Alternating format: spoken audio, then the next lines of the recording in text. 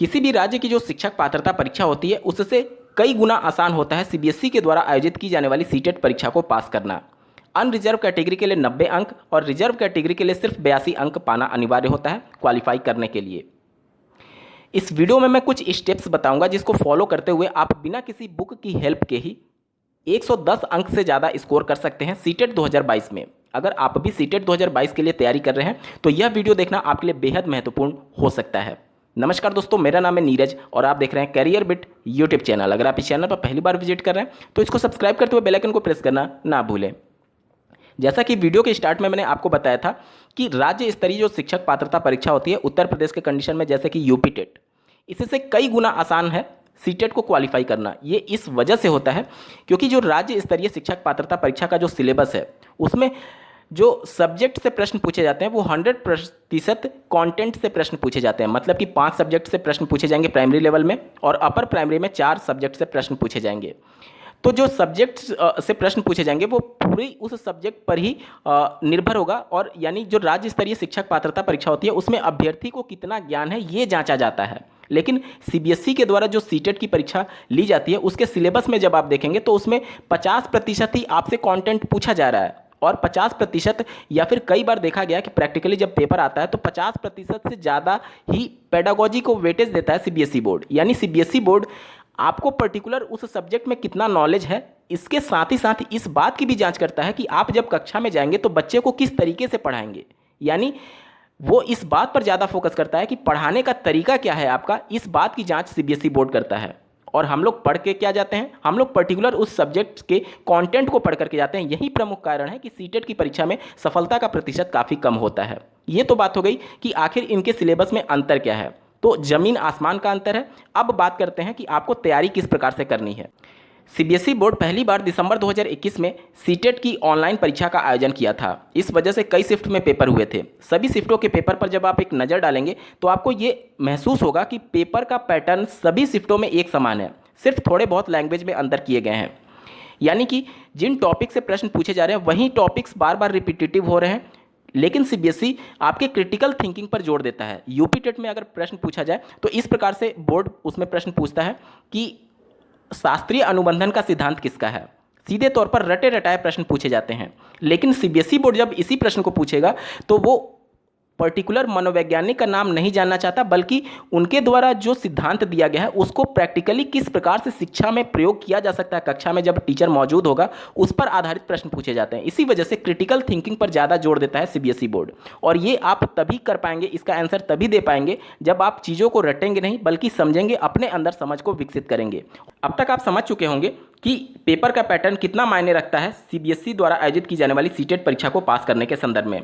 अब बहुत से अभ्यर्थी बुक के पीछे भागते हैं कि कौन सा बेस्ट बुक है मार्केट में जो हम लाएं और उसको रट करके पास हो जाएं। यहां पर मैं स्पष्ट कर दूं कि मार्केट में अवेलेबल कोई भी बुक ऐसा नहीं है जिसके बेस पर आप 100% कह सकें कि हाँ इस बुक को अगर मैं पढ़ लेता हूं तो पास हो जाऊंगा।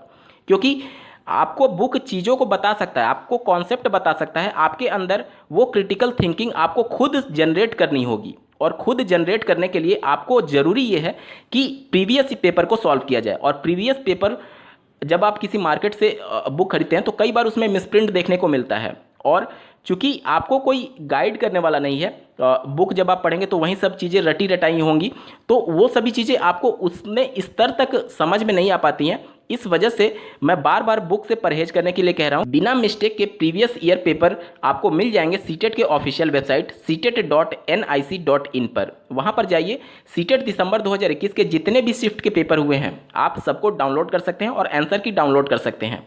आप पेपर को, प्रत्येक शिफ्ट का पेपर ओपन करिए, पेपर को देखिए और उसके बाद से अपने से आंसर निकालने की कोशिश करिए। अगर आपको डाउट लगता है तो आप आंसर की में चेक करिए कि सीबीएसई बोर्ड ने इसका रिवाइज्ड आंसर की में उत्तर क्या बताया था। वो जो आप देखेंगे और सीखेंगे वो आपका पूरी तरीके से गलती रहित होगा, क्योंकि मिसप्रिंट होने के चांसेस नहीं है। सीबीएसई बोर्ड की ऑफिशियल वेबसाइट से वो आपने डाउनलोड किया है, किसी पुस्तक से आपने नहीं पढ़ा है, ठीक है।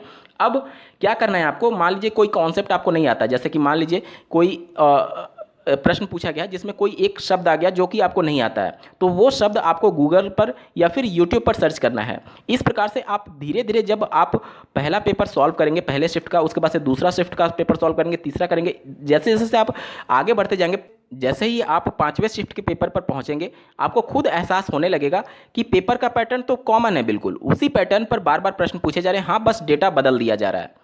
अब हम लोग गलती क्या करते हैं, मैथमेटिक्स में हम लोग पूरा मेंसुरेशन और ये सभी चीज़ें जो मैथमेटिकल कैलकुलेशन होते हैं वो पूरा मेहनत करके जाते हैं, लेकिन सीबीएसई हमसे क्या पूछता है कि वेन हिल के अनुसार जो बच्चे में ज्यामिति का अध्ययन होता है वह किस आयु वर्ग में या फिर किस चरण में वह आकृति देख करके उसका फार्मूला बता देगा। अब हम तो पढ़ करके गए हैं मैथमेटिकल कैलकुलेशन और सीबीएसई ने हमसे इस प्रकार का प्रश्न पूछा और हम वहाँ पर पूरी तरीके से धराशायी हो जाते हैं पेपर में।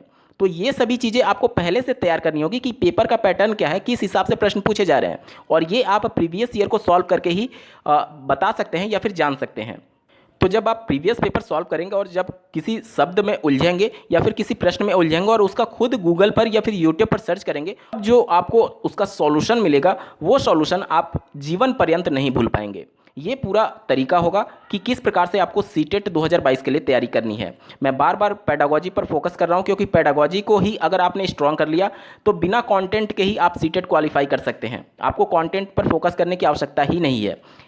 यहाँ पर अगर उत्तर प्रदेश से संबंधित अगर आप अभ्यर्थी हैं तो मैं आपको एक सलाह जरूर देना चाहूँगा कि सीटेट के बजाय आप यूपी टेट पर ज़्यादा फोकस करें। और सीटेट के लिए पेडागोजी तो आप प्रीवियस ईयर पेपर से अपने अंदर समझ को विकसित कर ही सकते हैं। मैं इसलिए यूपी टेट पर फोकस करने के लिए कह रहा हूँ क्योंकि ये एकमात्र पात्रता परीक्षा है जिसमें आपको स्कोर करने की आवश्यकता नहीं है। अगर आप कैटेगरी में 82 और अनरिजर्व कैटेगरी में 90 अंक पा जाते हैं तो शिक्षक भर्ती जो आने वाली होगी उसमें सम्मिलित होने के लिए आप पात्र हो सकते हैं।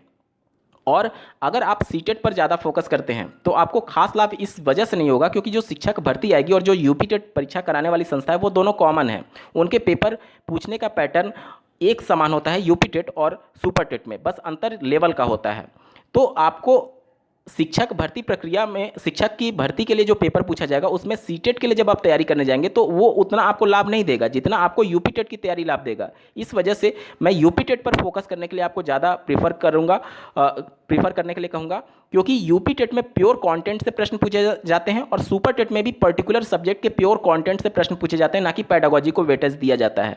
तो उत्तर प्रदेश से संबंधित अभ्यर्थी जो शिक्षक भर्ती के लिए तैयारी कर रहे हैं वो सीटेट से ज़्यादा यूपी टेट पर फोकस करें और पेडागोजी अपना स्ट्रॉन्ग करने की कोशिश करें। उसके माध्यम से आप सीटेट ऐसे ही क्वालिफाई कर सकते हैं अगर आप प्रीवियस ईयर पेपर को देख लेते हैं। इस वीडियो के डिस्क्रिप्शन में जाइए, सीटेट दिसंबर 2021 के जितने भी शिफ्ट में पेपर हुए हैं उन सबका डिटेल्ड एनालिसिस और सबका डिटेल्ड सॉल्यूशन मैं प्रोवाइड करा दिया हूँ प्लेलिस्ट के माध्यम से, जिसको अगर आप एक बार देख लेते हैं तो मैं दावे से कहता हूँ कि 110 नंबर से ज़्यादा आप ऐसे ही प्राप्त कर लेंगे बिना किसी बुक के हेल्प के। उम्मीद करता हूँ आप सभी के डाउट काफ़ी हद तक क्लियर हुए होंगे। इस वीडियो को देखने के लिए आपका बहुत बहुत धन्यवाद। भगवान करे आपका दिन शुभ हो।